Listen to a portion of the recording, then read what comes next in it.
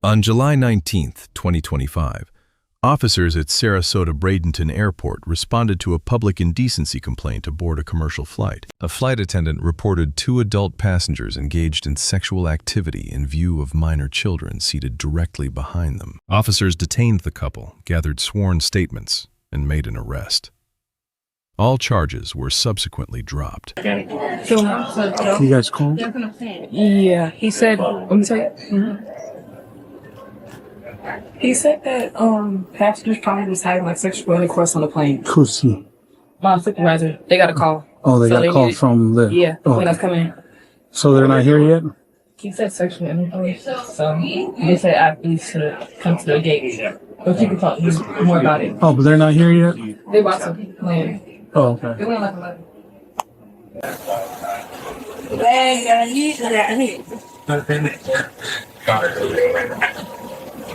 Yeah. Alright, so we're gonna... What happened? Couple 26 AD thought this was the appropriate place to, jack off her boyfriend or husband, whoever he is. A lot of customers complained. We tried to get her to just sit up and pass her seatbelt to avoid with a lot of kids back there. So we tried to not make any big issue about it, but they continued. So, And were there any children around them? yeah, the family, they're in 26 AD. The kid in 27. Did you actually see it? I just need you to write it down for me what you saw. Yeah. And then lady with her kid witnessed it as well. The first legal question is whether officers had constitutional authority to stop and detain the couple at the gate. Under Terry v. Ohio, 392 U.S. 1968, officers may briefly detain any person based on reasonable, articulable suspicion. That suspicion existed here. Multiple crew members filed a complaint. A civilian eyewitness was prepared to provide a sworn statement. The detention was lawful. Officers did not need probable cause at this stage, only specific articulable facts pointing to criminal activity. Hi. Hey,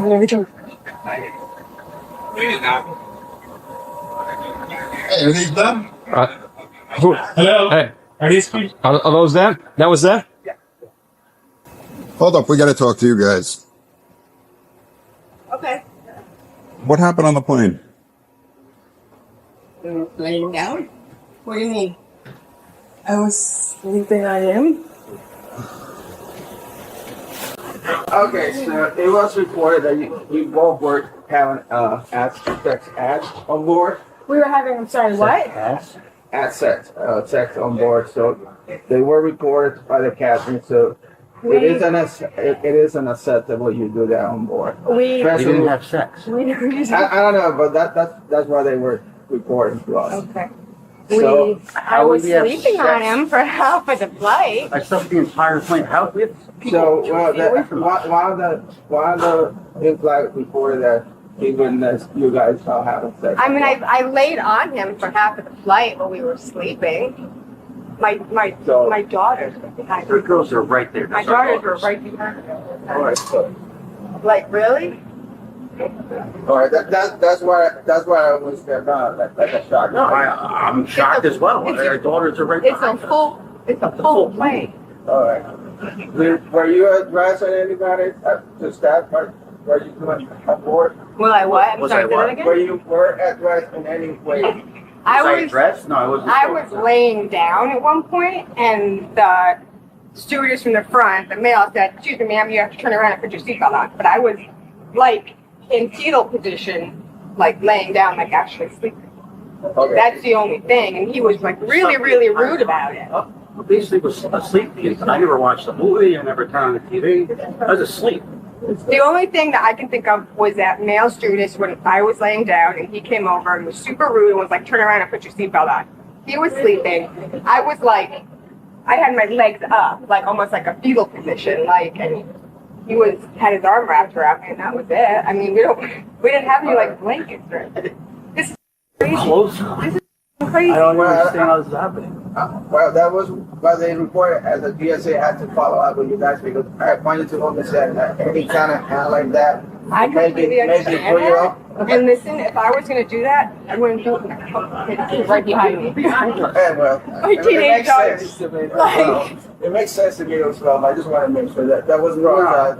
That's the reason I pulled you off. That's fine. There's no way that would happen. Got it, that you hit that tonight, but that's why. I was actually And we telling have him, to like, this address was the most detections, I would say, rudest. so. All right, so I'm gonna follow up with that as well. Yeah. Yeah.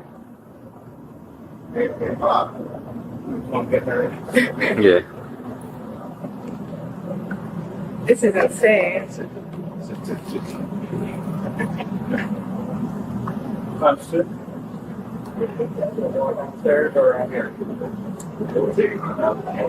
Oh, mother. Let's go out to our office. Yeah. Finish it up. Yeah. Well, go ahead, okay. So we can get Can I take my children? He's gonna stay with me.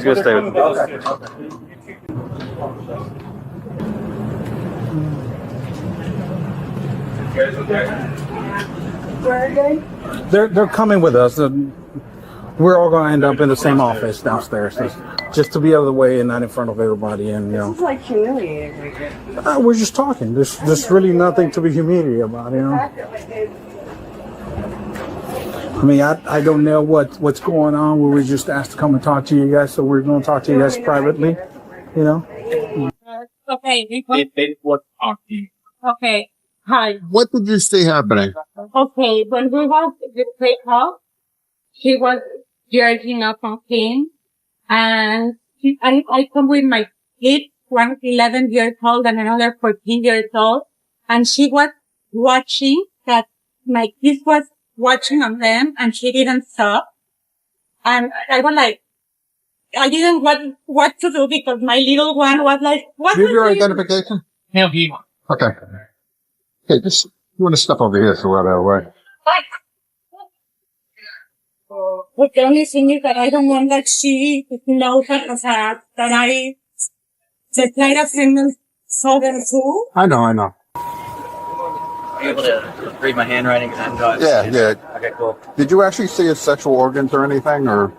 Couldn't see any sexual organs because it was the way it was angled in there. It was a little hard to see, but I did see. Did you ask him to stop? We're trying not to because that way if we did, we were going to cause a problem, and it was early in the flight, so we had about an extra hour and a half, I want to say, of the flight. So, How long did it go on for? that's a good question. She's going to know a little bit more than I did. We were just trying to make pass-by so we could witness it. We made multiple ones, and I was the only one that saw motion. So that was the best act that I saw. So with her head in his lap, not her hand? Straight in the lap. So, obviously. Was there a blanket or anything? Nope. No? Wow. That's why I was able to see the up and down, but I couldn't see any actual vehicle. That's why. If I had been through the vehicle, it was definitely something wrong. Okay. Can you just put your ID so I can just take a picture of it? The second question is whether the subsequent arrest met the probable cause threshold. This is where the case becomes legally complex. Probable cause requires a reasonable belief that a crime has been committed, a higher standard than reasonable suspicion alone. Under Illinois v. Gates, 462 U.S. 213, 1983, courts assess probable cause based on the totality of circumstances. Officers had crew reports, a corroborating civilian witness, and consistent descriptions of sustained sexual motion. Probable cause based on witness testimony alone is legally recognized. The arrest was defensible. But the evidentiary foundation was thin. Florida Statute Section 800.03 governs exposure of sexual organs in public. The statute requires proof of actual exposure, not motion, not positioning, not inference. The flight attendant admitted she could not observe exposed genitalia. The angle of the seats prevented direct visual confirmation. That single admission effectively eliminated the primary statutory element. Without confirmed exposure, Section 800.03 cannot be proven. Florida Statute Section 800.02, unnatural and lascivious act, does not require exposure, but demands proof of an overt sexual act. Witness testimony described upward and downward motion, but motion consistent with a sex act is not the same as a proven sex act. Without video evidence, without physical evidence, and without a witness confirming the statutory elements, prosecution was unsustainable. All right, basically, because of the information provided, obviously we have to talk to you guys separately and go from there, basically. Clearly, there's people around you guys, and I don't know what's being said over there, but we have to talk to them, figure out if they say something that might cause you guys to be under arrest, then you guys might end up under arrest. If they don't say it, I'm not saying you did. I'm just saying we're talking to them. They're going to talk to them as well, and then eventually it's going to come up to whatever they believe so. That's all I'm saying. Like, whoever was around you. Okay. You want to tell me what happened on the plane? The only thing that happened is me and her got on the plane. The girl sat behind us. We asked them if they wanted to be in front of us so we could see them. They said no.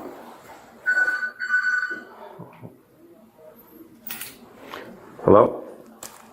Yeah. Yeah. Okay. I have one. I have them in the cell. All right, bye. Yep. Okay, bye. All right, go ahead. We joked around for a little bit before we got on the plane. Before we left. I slowly started to pass out. I leaned on the window side with the window thing down. My wife obviously was on my shoulder. And then eventually her head was on my lap, almost probably the entire flight until the gentleman woke us up and asked him to get up, seat straight, etc.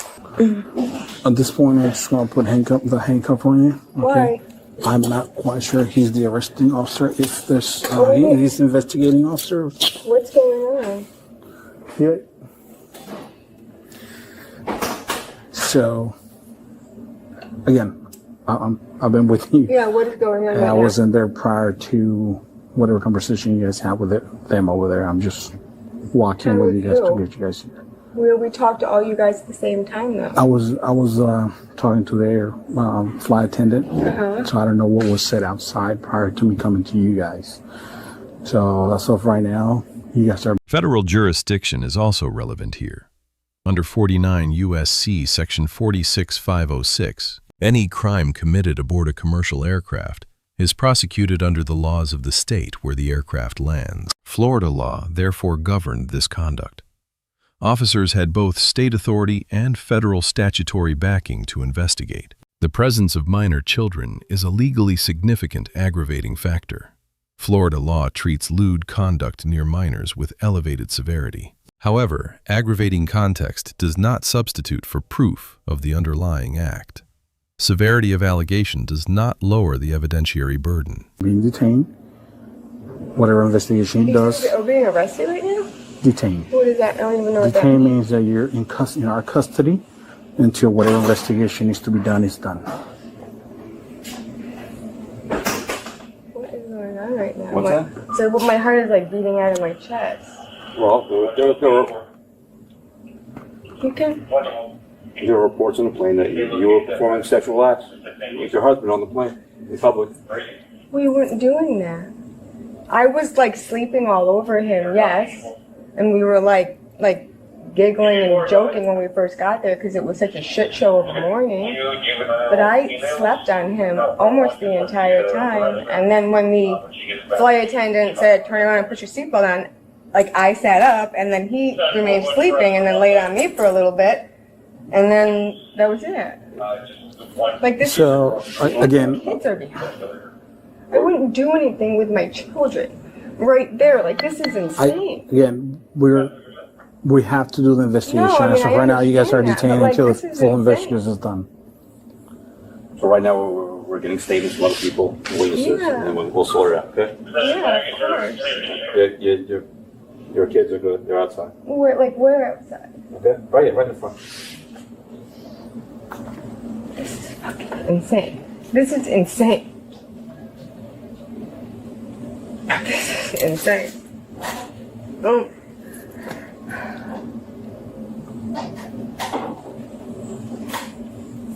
So, like, what happens?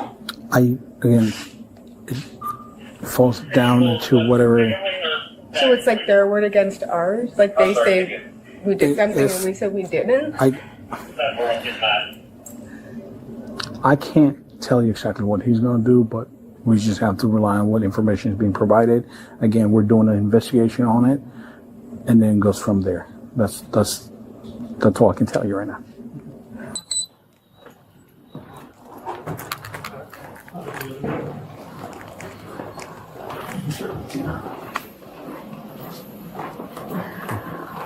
That's it.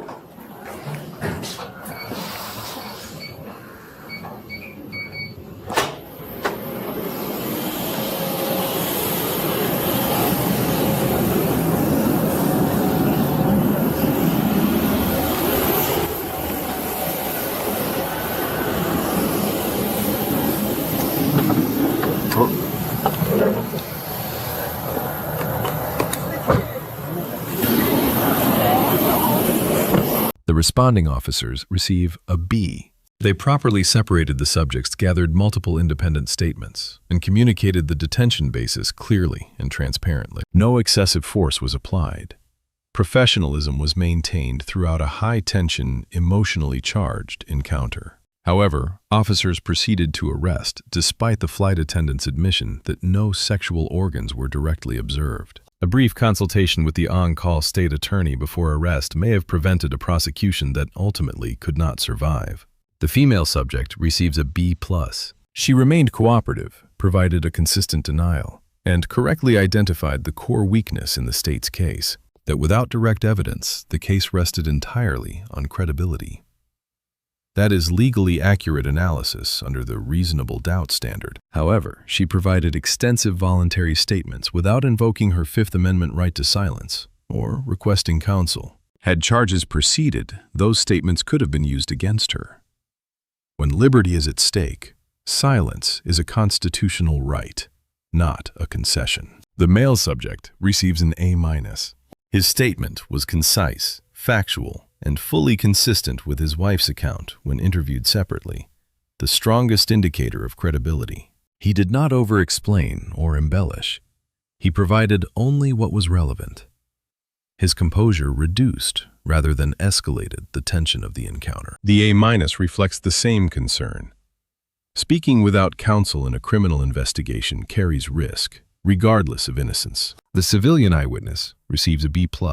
Her willingness to provide a sworn statement, particularly as a mother whose children witnessed the alleged conduct, reflects civic responsibility. Critically, she was honest about the limits of what she observed. She did not overstate her testimony to secure an arrest. That candor, acknowledging she could not confirm exposure, is what made prosecution difficult. Honest testimony sometimes has unintended legal consequences. 3 lessons emerge from this case. First, probable cause is not the same as proof beyond a reasonable doubt. Officers can lawfully arrest on less evidence than a jury requires to convict. Second, statutory elements are non-negotiable. Exposure of sexual organs requires confirmed exposure, not inference, not motion. If the statutory element cannot be established by any witness, the charge cannot survive, regardless of how credible the overall complaint is. Third, the Fifth Amendment exists precisely for situations like this one. Cooperation is not always the legally optimal choice, especially when the facts are disputed. The stakes are high, and the evidence is entirely testimonial. Let us know if there is an interaction or legal topic you would like us to cover in the comments below. Thank you for watching. Do not forget to check out our second channel, Audit the Court, for more police interaction and courtroom content.